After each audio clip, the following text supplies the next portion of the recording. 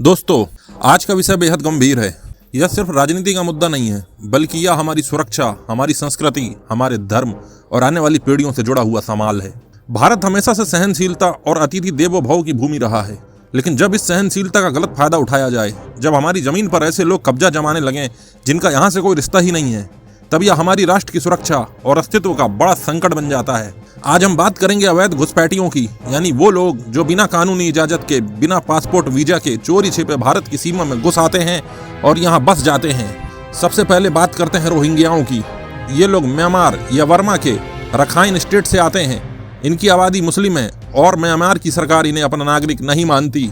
वहाँ इन पर कड़ा एक्शन हुआ तो ये बड़ी तादाद में भागकर भारत, बांग्लादेश, नेपाल और पाकिस्तान जैसों में घुस गए।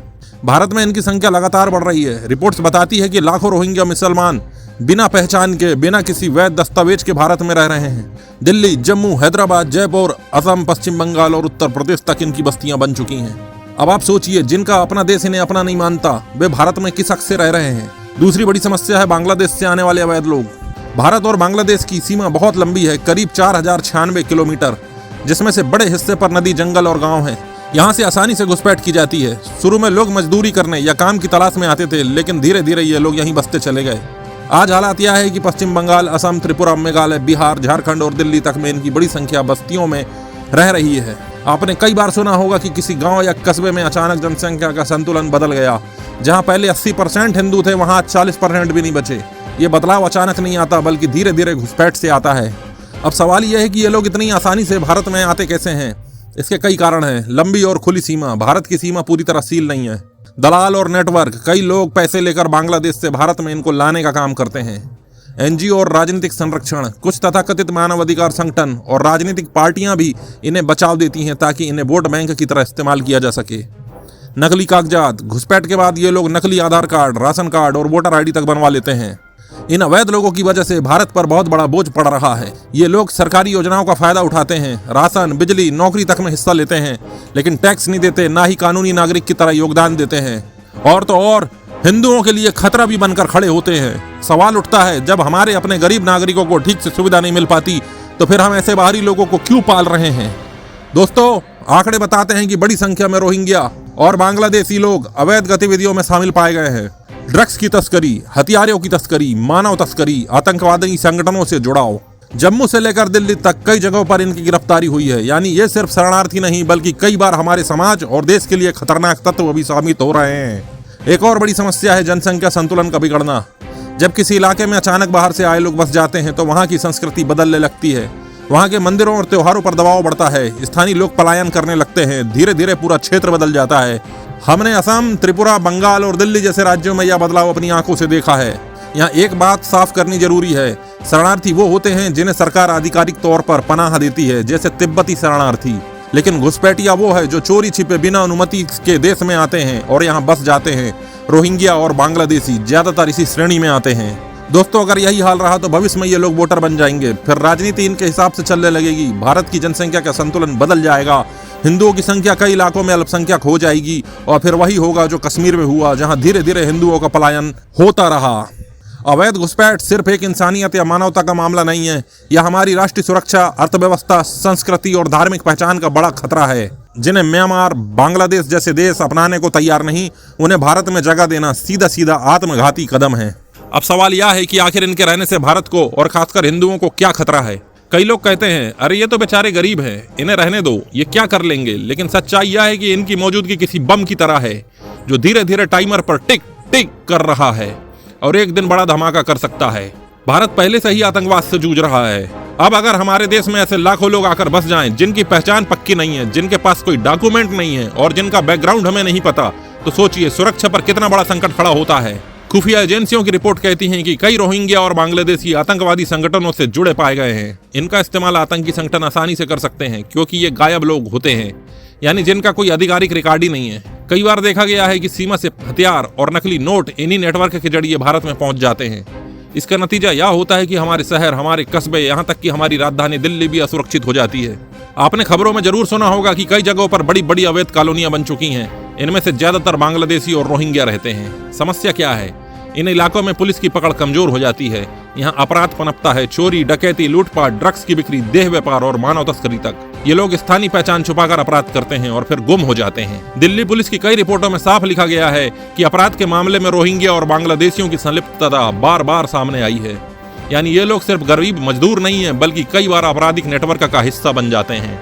दोस्तों, भारत की सबसे बड़ी ताकत इसकी विविधता है, लेकिन अगर किसी एक धर्म या समुदाय की आबादी अचानक बहुत तेजी से बढ़े और स्थानीय लोग अल्पसंख्यक बनने लगें तो यह खतरे की घंटी है। असम इसका सबसे बड़ा उदाहरण है। पहले यहाँ हिंदू बहुसंख्यक थे, लेकिन बांग्लादेशी घुसपैठ की वजह से कई जिलों में अब हालात उलट गए हैं। कई गांव और कस्बों में हिंदू पलायन करने लगे क्योंकि वहां उनकी आवाज दब गई। पश्चिम बंगाल में भी यही हाल है। कई इलाकों में घुसपैठिए इतनी संख्या में बस गए हैं कि स्थानीय हिंदुओं की संस्कृति ही बदल गई है। यह सिर्फ जनसंख्या का खेल नहीं, बल्कि राजनीतिक संतुलन का खेल है। जहां एक समय हिंदुओं की आवाज सबसे मजबूत थी, वहीं अब घुसपैठियों की वजह से वहां नई राजनीति खड़ी हो रही है। दोस्तों, हिंदू समाज की संस्कृति हजारों साल पुरानी है। मंदिर, पर्व, त्योहार, परंपराएं, यही हमारी पहचान है। लेकिन जब किसी इलाके में अचानक बाहर से आए लोगों की आबादी बढ़ती है तो वहां का माहौल बदलने लगता है। मंदिरों पर हमले बढ़ जाते हैं, धार्मिक जुलूस रोकने की घटनाएं सामने आती हैं, हिंदुओं को अपने त्योहार मनाने से डर लगने लगता है। धीरे धीरे वहां की पहचान बदल जाती है। कश्मीर इसका सबसे बड़ा सबूत है। जहां कभी लाखों कश्मीरी पंडित रहते थे, वहां आज उनकी गिनती मुट्ठी भर भी नहीं है। क्यों? क्योंकि धीरे धीरे उनकी आवाज दबा दी गई और आखिरकार उन्हें पलायन करना पड़ा। अगर आज हम अवैध घुसपैठियों के मुद्दे को गंभीरता से नहीं लेंगे तो यही हाल कई और राज्यों का हो सकता है। अब बात करते हैं सबसे गंभीर पहलू की, हिंदुओं की सुरक्षा। जिन इलाकों में बांग्लादेशी और रोहिंग्या बड़ी संख्या में रह रहे हैं, वहां स्थानीय हिंदू परिवार खुद को असुरक्षित महसूस करते हैं। कई मामलों में लव जिहाद, जबरदस्ती धर्मांतरण और हिंसा जैसी घटनाएं सामने आती हैं। जब किसी गांव या कस्बे में हिंदुओं की संख्या घट जाती है तो वहां के अल्पसंख्यक बनकर हिंदू रह जाते हैं। इतिहास गवाह है, जहां हिंदू अल्पसंख्यक बने वहां उन्हें अपनी संस्कृति बचाने से संघर्ष करना पड़ा। चाहे वो पाकिस्तान हो, बांग्लादेश हो या अफगानिस्तान, हर जगह यही हुआ और हिंदुओं का खात्मा हुआ। अवैध घुसपैठ सिर्फ शहरों तक समस्या नहीं है, इसका असर हमारे बॉर्डर सुरक्षा बल और सेना पर भी पड़ता है। सीमा पर तैनात जवानों को दिन रात ऐसे घुसपैठियों से जूझना पड़ता है। कई बार ये लोग सिर्फ मजदूर बनकर नहीं, बल्कि जासूस बनकर भी आते हैं। आतंकवादी संगठनों को भारत में बेस बनाने में इनकी मदद से आसानी होती है। यानी ये सीधे सीधे राष्ट्र की सुरक्षा पर वार है। जब लाखों लोग बिना अनुमति के भारत में बस जाते हैं तो इसका सीधा असर हमारी अर्थव्यवस्था और नौकरी पर भी पड़ता है। ये लोग बहुत कम दाम पर काम करने लगते हैं। नतीजा यह होता है कि स्थानीय मजदूरों और युवाओं को नौकरी नहीं मिलती। हमारे ही नागरिक बेरोजगार हो जाते हैं और बाहर से आए लोग हमारे संसाधनों का इस्तेमाल करते हैं। सोचिए, जो टैक्स हम देते हैं, जो सब्सिडी हमारे गरीब नागरिकों के लिए होनी चाहिए, उसका बड़ा हिस्सा इन अवैध घुसपैठियों पर खर्च हो जाता है। दोस्तों, यह खतरा सिर्फ बाहरी नहीं है, बल्कि भीतर का भी है। जहां जहां हिंदुओं ने अपने आसपास तेजी से जनसंख्या संतुलन बदलते देखा, वहां उनका आत्मविश्वास डगमगाया। उन्हें अपना घर, दुकान और जमीन बेचकर भागना पड़ा। उन्हें लगा कि वे अपने ही देश में पराये हो गए। यह मनोवैज्ञानिक संकट किसी भी समाज के लिए खतरा हो सकता है, क्योंकि जब समाज अपने अस्तित्व को लेकर ही डरने लगे तो उसकी ताकत और एकजुटता कमजोर हो जाती है। अगर हम समय रहते नहीं जागे तो आने वाली पीढ़ियों को वही झेलना पड़ेगा जो आज कश्मीरी पंडित झेल रहे हैं, और तब हम सिर्फ पछताएंगे कि हमने वक्त रहते आवाज क्यों नहीं उठाई। दोस्तों, जब बात आती है अवैध घुसपैठियों की, रोहिंग्या और बांग्लादेशियों की, तो हर आम नागरिक पूछता है, सरकार क्यों चुप है? क्यों कोई कार्रवाई नहीं हो रही? आज हम इसी सवाल का जवाब देंगे। सच्चाई यह है कि सरकार की चुप्पी सिर्फ अज्ञान या अनदेखी की वजह से नहीं है। इसके पीछे कई राजनीतिक, कानूनी और अंतर्राष्ट्रीय कारण हैं। सबसे पहला कारण है राजनीतिक गणित। हमारे देश में बहुत सी पार्टियां वोट बैंक की राजनीति करती हैं। लाखों अवैध घुसपैठी अगर लंबे समय तक यहाँ रह जाते हैं तो धीरे धीरे उन्हें वोटर बनाने की कोशिश की जाती है। विशेषकर राज्य और लोकसभा चुनावों में यह बड़ा हथियार बन जाते हैं। सोचिए, अगर कोई पार्टी कहती है हमने इन लोगों के लिए कानून बदलना चाहिए या इन्हें वोट देने का अधिकार देना चाहिए, तो उन्हें सीधा सीधा एक नया वोट बैंक मिल जाता है। यही कारण है कि कई बार सरकार सख्त कानून नहीं बना पाती, और अगर कोई कार्रवाई होती है तो राजनीतिक विरोध इतना तेज होता है कि सरकारें पीछे हट जाती हैं। यह वोट बैंक राजनीति की वजह से नागरिकों की सुरक्षा और देश की स्थिरता खतरे में पड़ जाती है। दूसरा बड़ा कारण है मानव अधिकार और सेक्युलरिज्म का बहाना। जब भी कोई सरकार अवैध घुसपैठियों के खिलाफ कदम उठाती है तो उसे मानव अधिकार उल्लंघन का आरोप लगता है। एनजीओ, मीडिया और अंतर्राष्ट्रीय संगठन तुरंत इस पर रिपोर्ट बनाते हैं। कई बार ऐसा महसूस होता है कि सरकार डर रही है कि कहीं अंतर्राष्ट्रीय दबाव की वजह से उसका नाम बदनाम न हो जाए। इससे होता क्या है, देश के अंदर कानून के अनुसार कार्रवाई करने में देरी होती है।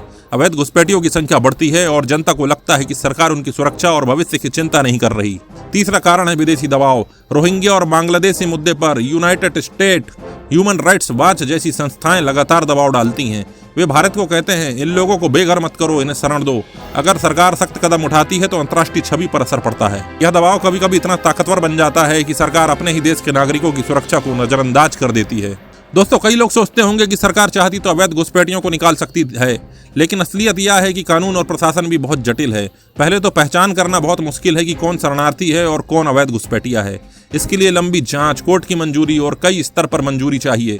कई बार कोर्ट के फैसले सरकार के लिए बाधा बन जाते हैं। यानी प्रशासनिक प्रक्रिया इतनी लंबी और पेचीदा हो गई है कि कई बार अवैध घुसपैठियों के खिलाफ कोई ठोस कदम उठा ही नहीं पाया जाता। सरकार के चुप रहने का एक और कारण है अर्थ और समाज। लाखों लोग अचानक निकाले जाएं तो उनके रहने, खाने और स्वास्थ्य पर प्रबंध सरकार को करना होगा। लाखों लोग विरोध करेंगे, आंदोलनों और हिंसा का खतरा रहेगा। यह सरकार के लिए राजनीतिक और आर्थिक जोखिम बढ़ा देता है। इसलिए कई बार सरकार केवल देखती रहती है और कोई ठोस कदम नहीं उठा पाती। दोस्तों, सरकार केवल अकेली नहीं है, मीडिया और समाज भी इस चुप्पी के लिए जिम्मेदार है। कई बार मीडिया इस मुद्दे को उठाने में डरती है। समाज में डर और भ्रम फैला दिया जाता है कि अवैध घुसपैठियों के खिलाफ बोलना नफरत फैलाने वाला काम है। ऐसे में सरकार भी आत्मरक्षा में चुप हो जाती है। संसद में यह मुद्दा अक्सर बहस का हिस्सा ही नहीं बन पाता। कई बार सांसद खुद भी वोट बैंक की राजनीति में उलझे रहते हैं। वे अवैध घुसपैठियों के खिलाफ आवाज उठाने से कतराते हैं। नतीजा, जनता के सामने सरकार का चेहरा कमजोर लगता है और अवैध घुसपैठियों की समस्या बढ़ती है। सरकार की चुप्पी केवल सुस्ती या अनदेखी नहीं है, इसके पीछे राजनीतिक, अंतर्राष्ट्रीय, कानूनी, आर्थिक और सामाजिक कारण है। लेकिन सच यह है कि जनता की सुरक्षा और भविष्य की चिंता सबसे ऊपर होनी चाहिए। अगर सरकार चुप रहेगी तो देश के भविष्य पर खतरा बढ़ता जाएगा। हमें समझना होगा कि वोट बैंक, दबाव और राजनीतिक फायदे के नाम पर हमारी सुरक्षा को कभी समझौता नहीं करना चाहिए। कई लोग सोचते हैं कि हिंदू समाज हमेशा जागरूक और संगठित रहा है, लेकिन वास्तविकता कुछ अलग ही है। आइए समझते हैं। सबसे बड़ा कारण है डर। कई हिंदू लोग इस मुद्दे पर खुलकर बोलने से डरते हैं। डर है कि कहीं सामुदायिक हिंसा या विरोध का सामना न करना पड़े। डर है कि सोशल मीडिया और मीडिया में उन्हें नफरत फैलाने वाला या कट्टरपंथी बताया न जाए। इस डर की वजह से लाखों लोग चुप रहते हैं और मुद्दा समाज में दब जाता है। दूसरा बड़ा कारण है संगठन की कमी। हिंदू समाज में कई संगठन हैं, लेकिन वे अक्सर व्यक्तिगत या राजनीतिक एजेंडों में उलझे रहते हैं। बड़ी संख्या में लोग अपने गांव, मोहल्ला या शहर के बाहर अपनी आवाज नहीं उठा पाते। कोई मजबूत और ठोस संगठन नहीं बन पाया जो पूरे देश स्तर पर एकजुट होकर अवैध घुसपैठियों के खिलाफ आवाज उठा सके। इसके कारण अवैध घुसपैठियों की संख्या बढ़ती जा रही है और हिंदू समाज सिर्फ देखते रह रहा है। तीसरा कारण है जागरूकता की कमी। कई लोग यह नहीं समझते कि अवैध घुसपैठियों का असर सिर्फ कुछ शहरों या गांवों तक सीमित नहीं है। इसका असर धीरे धीरे पूरे देश पर पड़ता है। संस्कृति, धर्म और जनसंख्या संतुलन और सुरक्षा पर भी। मीडिया और स्कूलों में इस विषय पर सही जानकारी नहीं दी जाती, इसलिए लोग पूरी गंभीरता समझ ही नहीं पाते। जागरूकता की कमी की वजह से लोग केवल शिकायत करते हैं, लेकिन ठोस कदम नहीं उठा पाते। दोस्तों, सोशल मीडिया भी कभी कभी हमारी आवाज दबा देता है। अगर कोई हिंदू इस मुद्दे पर खुलकर बोले तो उसे नफरत फैलाने वाला या सांप्रदायिक कहा जाता है। विरोध के डर से लोग चुप रहते हैं। वैचारिक या राजनीतिक दबाव भी चुप्पी को बढ़ावा देता है। इस कारण से लोग सिर्फ घर में ही बात करते हैं, समाज में नहीं। अब सवाल आता है, हिंदू समाज को क्या करना चाहिए? पहला कदम है कानूनी लड़ाई। अवैध घुसपैठियों के खिलाफ कोर्ट और सरकारी प्रक्रियाओं के माध्यम से आवाज उठाना। RTI, PIL और जनहित याचिका जैसी कानूनी प्रक्रियाओं को सरकार को जिम्मेदार ठहराना। कानूनी लड़ाई से यह संदेश जाता है कि जनता जागरूक है और कोई भी कदम हमारी सहमति के बिना नहीं उठ सकता। दूसरा कदम है जागरूकता और संगठन। समाज में जागरूकता फैलाने के लिए स्थानीय, राज्य और राष्ट्रीय स्तर पर संगठन बनाना चाहिए। लोगों को यह समझ आना जरूरी है कि अवैध घुसपैठ सिर्फ दूसरों का मुद्दा नहीं, बल्कि हमारा भविष्य और सुरक्षा है। सोशल मीडिया, पंचायत, स्कूल और कॉलेज में अभियान चलाकर लोगों को जानकारी दें। अब जागरूकता और संगठन एक साथ काम करेंगे तो समाज मजबूत और आवाजदार बन जाएगा। तीसरा कदम है सामाजिक और आर्थिक तैयारी। अवैध घुसपैठियों के बढ़ते दबाव का मुकाबला तभी संभव है जब हमारे समाज के लोग आर्थिक रूप से मजबूत हों। बेरोजगारी, गरीबी और शिक्षा की कमी हमें कमजोर बनाती है, इसलिए समाज के हर हिस्से को मजबूत बनाना होगा। शिक्षा, रोजगार और आर्थिक सुरक्षा पर ध्यान देना होगा। दोस्तों, सबसे महत्वपूर्ण है भविष्य की पीढ़ियों के लिए जागरूक रहना। अगर आज हम चुप रहेंगे तो आने वाले समय में हमारे बच्चे और पोते वही झेलेंगे जो आज कश्मीरी पंडित और असम के मूल निवासी झेल रहे हैं। हमें अपनी संस्कृति, धर्म और पहचान के लिए आवाज उठानी चाहिए। यह सिर्फ विरोध नहीं बल्कि रक्षा और सुरक्षा का सवाल है। दोस्तों, हिंदू समाज की चुप्पी सिर्फ डर, असंगठित होना और जागरूकता की कमी के कारण है, लेकिन अब समय आ गया है कि हम जागें, संगठित हों और कानूनी और सामाजिक और आर्थिक कदम उठाएं। कानूनी लड़ाई करें, जागरूकता फैलाएं, संगठन मजबूत करें, आर्थिक और सामाजिक स्थिति को सुधारें। तभी हम अवैध घुसपैठियों के बढ़ते खतरे से निपट सकते हैं और अपनी संस्कृति, धर्म और सुरक्षा को बचा सकते हैं। वीडियो अगर आपको अच्छा लगा है तो इसको ज्यादा से ज्यादा शेयर करो ताकि और भी लोगों तक जागरूकता फैल सके। चैनल में पहली बार आए हो तो चैनल को लाइक जरूर करो, सब्सक्राइब जरूर करो।